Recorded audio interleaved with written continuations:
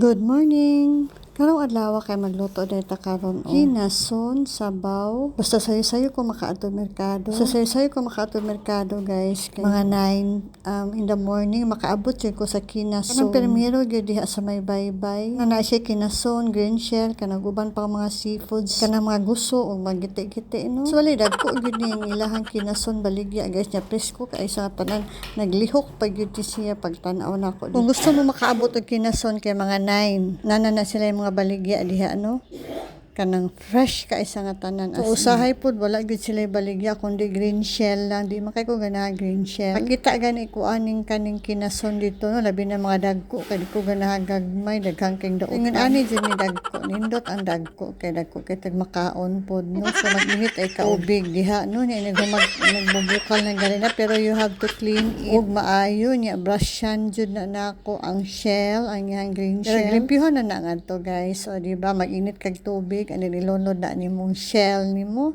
Di magbukal pa nagmaayo ay na pa nimo ibuta ang imong mga lamas like kamatis. Ang akong lamas ani, guys, kay kamatis ra gyud, sili, espada og kani spring onions, pero ako na siya gibutangan daan og asin para mo level up ang iyahang lasa.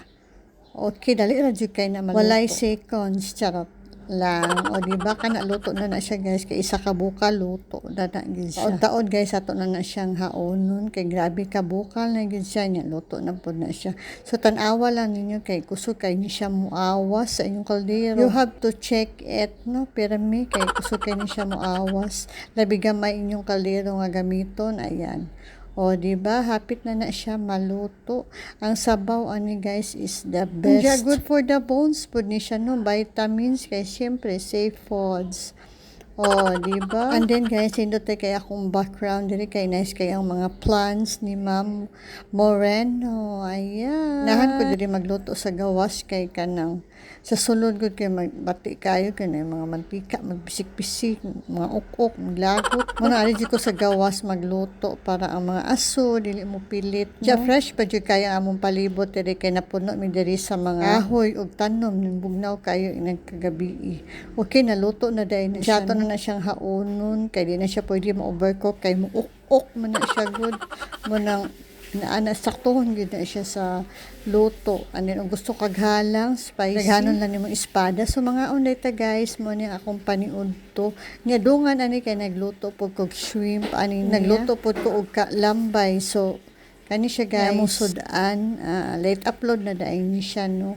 O di ba kwaon ako ang lambay, o di arapak 270 tulura ka. Okay, thank you for watching.